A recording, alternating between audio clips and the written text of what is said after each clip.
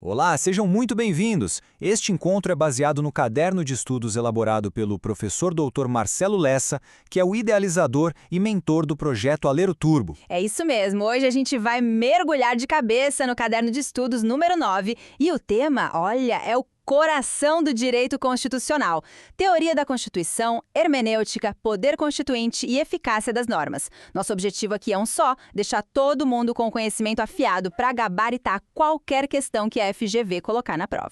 E é sempre bom reforçar, né? A base do que a gente vai conversar aqui é esse material incrível preparado com todo cuidado pelo professor Dr. Marcelo Lessa. É o nosso guia, nosso norte para uma preparação de altíssimo nível, sem enrolação, direto ao ponto. Com certeza, com uma base sólida, sim, a gente vai para a prova com muito mais segurança.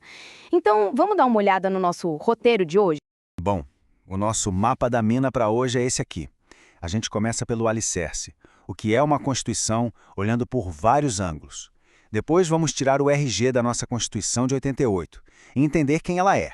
Na sequência, a gente desvenda o famoso poder constituinte, aprende a arte de interpretar a nossa Carta Magna e, para fechar com chave de ouro, um bloco de revisão total focado naquelas pegadinhas que a FGV adora.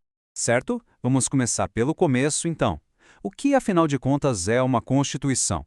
A verdade é que não existe uma resposta única. E é exatamente aí que mora o perigo e a oportunidade. A FGV ama explorar as três visões clássicas sobre o assunto. Dominar essas três é o primeiro passo para garantir uns pontos bem importantes. E olha, entender essas visões dá uma base muito mais sólida para a gente compreender o papel da Constituição na sociedade, na política e, claro, no direito. E aqui estão eles, os três tenores da teoria da Constituição, como o professor Lessa gosta de chamar. Primeiro, Ferdinand Lassalle, que tem uma visão sociológica. Para ele, a Constituição que vale de verdade é a soma dos fatores reais de poder. Ou seja, sem o apoio dos grupos que mandam na sociedade, o texto escrito não passa de uma mera folha de papel. Logo depois vem Carl Schmitt, com o olhar político. Para ele, a Constituição é a decisão política fundamental. Aquilo que define a identidade de uma nação, o que estrutura o Estado, é um ato de vontade política. E para fechar o trio, temos Hans Kelsen e sua visão puramente jurídica. Kelsen vê a Constituição como a norma hipotética fundamental, o topo da pirâmide que dá validade a todo o ordenamento jurídico. Para a prova, o macete é simples. Lassalle é poder, Schmitt é decisão e Kelsen é norma. Gravou isso, já está meio caminho andado. Ok, entendemos a teoria. Agora, como isso se aplica na vida real? É hora de tirar o RG da nossa Constituição de 88. Entender a classificação dela é fundamental, mas se preparem, hein? Porque o assunto que vem logo em seguida dentro desse tópico é um dos mais quentes, um dos mais cobrados pela FGV. É aquele assunto que deveria vir com um aviso luminoso, né? Cai na prova. Vamos lá. Vamos lá, decifrando a identidade da nossa Constituição. Primeiro, ela é formal. O que isso quer dizer? Que ela é um documento escrito e muito importante, rígida. Rígida porque o processo para anudar o texto dela por meio das emendas é muito mais complicado e solene do que o processo para criar leis comuns. Ela também é promulgada. Isso significa que ela nasceu da vontade do povo, representado pela Assembleia Nacional Constituinte lá em 1988. Não foi imposta de cima para baixo, foi construída de forma democrática. Além disso, ela é analítica. Sabe por quê? Porque ela entra em detalhes, ela esmiuça a organização do Estado, direitos, deveres e ainda estabelece metas para o país. Por isso ela é tão extensa. E por fim, ela é eclética. Isso é um reflexo do processo democrático de sua criação. Ela mistura e tenta harmonizar diferentes correntes de pensamento, diferentes ideologias, para formar um todo coerente. Esse é o perfil que a gente precisa ter na ponta da língua. E chegamos ao ponto crucial que a gente anunciou, a classificação das normas constitucionais quanto à sua eficácia, seguindo a doutrina clássica do mestre José Afonso da Silva. Esse tópico é indispensável. A FGV simplesmente adora esse assunto. É aqui que a banca separa quem realmente estudou de quem só leu por cima. Então, atenção máxima a partir de agora, pessoal. Vamos começar com a eficácia plena. Pense nela como um aplicativo que você baixa e já sai usando sem precisar de mais nada. A norma é auto-aplicável, não depende de nenhuma outra lei para funcionar e já começa a produzir todos os seus efeitos na hora, de forma completa. O exemplo clássico que está aí na tela é perfeito. Brasília é a capital federal. Fim. Não tem o que regulamentar, não precisa de lei complementar, a norma já diz tudo, já produz seu efeito por si só, simples e direto. Agora, a eficácia contida. E aqui a coisa fica mais interessante. É uma pegadinha clássica. Essa norma também é autoaplicável, viu? Ela nasce pronta para produzir efeitos, igualzinha a de eficácia plena. Só que tem um porém. A própria norma deixa uma porta aberta para que uma lei, no futuro, venha e restrinja seu alcance, coloque limites. E a grande sacada, o pulo do gato para a prova é, enquanto essa lei restritiva não chega, a eficácia da norma é plena. Ela vale com força total. E esse slide mostra isso de forma brilhante. O artigo 5º, inciso 13, diz que o exercício de qualquer profissão é livre. Ponto. Eficácia imediata. Em tese, qualquer um pode trabalhar no que quiser. Ah, mas olha a continuação. Atendidas as qualificações profissionais que a lei estabelecer. Bingo! Ou seja, se uma lei vem e exige um diploma para ser médico ou aprovação na OAB para advogar, ela está contendo, está limitando aquela liberdade total do começo. Esse é o exemplo para memorizar e nunca mais cair em pegadinha. Apresentador 1. E para fechar o trio, a eficácia limitada. Essa aqui é o oposto da plena. Ela não é autoaplicável de cara. A analogia do professor Lessa aqui é perfeita. Pensem nela como um carro zero que a fábrica te entrega, mas sem a chave. Exatamente. A Constituição te dá o carro. O direito está ali, previsto, mas você precisa que uma lei futura venha e te entregue a chave para você poder ligar o motor e sair andando. E existem dois tipos principais. As normas de princípio institutivo, que prevêem a criação de órgãos, e as de princípio programático, que traçam metas para o Estado, como saúde e educação para todos.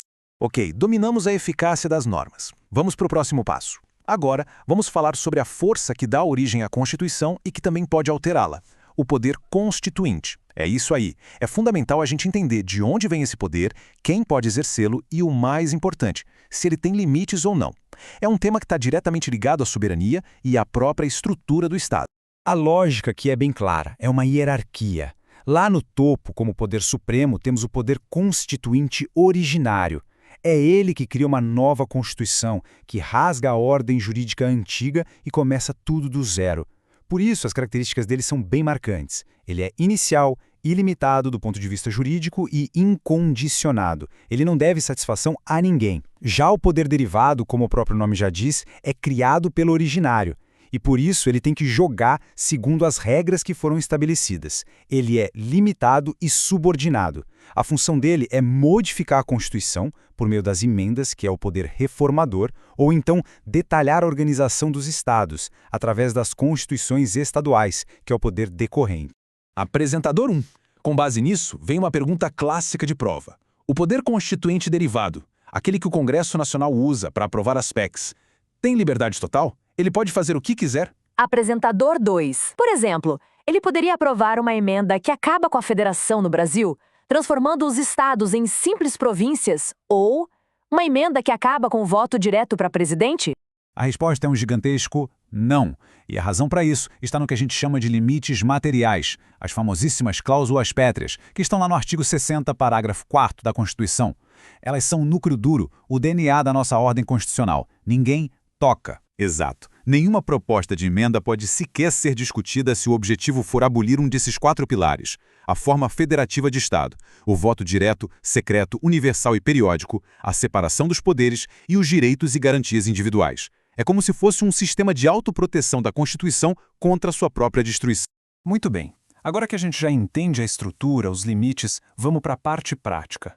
Como a gente lida com a Constituição no dia a dia? É aqui que entra a hermenêutica, que nada mais é do que a arte de interpretar. E conhecer esses princípios é a caixa de ferramentas de qualquer jurista. É com eles que a gente consegue resolver aqueles conflitos complexos entre normas e direitos que aparecem o tempo todo. Vamos dar uma olhada em 3 princípios que são essenciais. Primeiro, o princípio da unidade. Ele nos lembra que a gente tem que ler a Constituição como um todo, um sistema coerente. Não existe hierarquia entre as normas constitucionais. Um artigo não pode simplesmente anular o outro. Depois vem o da concordância prática, ou harmonização. Esse é o princípio que a gente usa quando 2 direitos fundamentais batem de frente, como liberdade de expressão contra o direito à privacidade. O objetivo aqui não é escolher um vencedor e um perdedor, mas sim harmonizar, fazer com que os 2 convivam, cedendo um pouquinho de cada lado. E, por fim, o princípio da máxima efetividade, também chamado de força normativa. É simples. Se o intérprete está em dúvida entre 2 interpretações possíveis de uma norma, ele deve sempre escolher aquela que dá a maior força, a maior eficácia possível para a norma constitucional. É para evitar que ela se torne só uma letra morta no papel. E chegamos na nossa reta final. Agora é a hora de ajustar a mira para o dia da prova. Vamos revisar alguns pontos que são pegadinhas clássicas da FGV, para ninguém cair em nenhuma armadilha. É o momento de afiar a faca, focar naqueles detalhes que, no final das contas, fazem toda a diferença na pontuação. Apresentador 2, e vamos direto para uma pergunta que sempre aparece. E o preâmbulo? Aquele texto que vem antes do artigo 1º, que fala do Estado democrático, invoca a proteção de Deus, aquilo tem força de lei? Apresentador 1. Dito de outra forma, um juiz pode olhar para o preâmbulo e dizer que uma lei é inconstitucional porque contraria os ideais que estão escritos ali? A resposta, de acordo com o entendimento consolidado do Supremo Tribunal Federal, é um sonoro não. O preâmbulo não é considerado norma jurídica. Ele tem valor político, valor interpretativo, uma importância ideológica, claro, mas ele não cria direitos nem impõe deveres. Isso mesmo. Ele é como uma carta de intenções, um guia para o intérprete, mas não é uma regra com força para anular outras leis. Gabarito fechado nesse ponto para a prova. Agora uma questão um pouco mais refinada, mas que a FGV adora. Pensa na seguinte situação. O texto da Constituição continua o mesmo, não muda uma vírgula. Mas o STF, com o tempo, passa a interpretar esse texto de uma maneira completamente diferente, que muda os efeitos práticos da norma. Apresentador 1, que nome o direito constitucional dá para esse fenômeno? Apresentador 2, o nome disso é mutação constitucional. É um processo informal e fascinante de mudança. A analogia é a seguinte: o hardware, que é o texto escrito, não muda. Mas o software, que é a interpretação que a gente dá a ele, vai sendo atualizado para se adaptar aos novos tempos, aos novos valores da sociedade. É um conceito muito poderoso e sempre explorado em provas, então guardem bem esse nome. É a Constituição evoluindo sem precisar passar pelo processo formal de uma emenda constitucional. Apresentador 2. E para encerrar nossa análise de hoje, nada melhor do que uma mensagem do próprio professor Lessa, que resume perfeitamente o nosso objetivo com estes encontros. Apresentador 1. Ele sempre nos lembra que, ao dominar esses fundamentos, a preparação para o concurso deixa de ser algo frágil, como uma casa construída na areia. Pelo contrário, a aprovação está sendo construída sobre a rocha, de uma forma sólida, segura e duradoura. Apresentador 2, e fica aqui uma reflexão final. Até que ponto essa mutação constitucional pode acontecer sem se tornar uma invasão na competência do poder constituinte? Fica aí a reflexão. Este estudo foi produzido a partir do conteúdo do projeto Alero Turbo, sob autoria e orientação do professor Dr. Marcelo Lessa. Se este material ajudou nos seus estudos, não se esqueça de se inscrever no canal e ativar os sininhos das notificações. Assim chegam os avisos assim que o próximo resumo for liberado. Muito obrigado e até a próxima!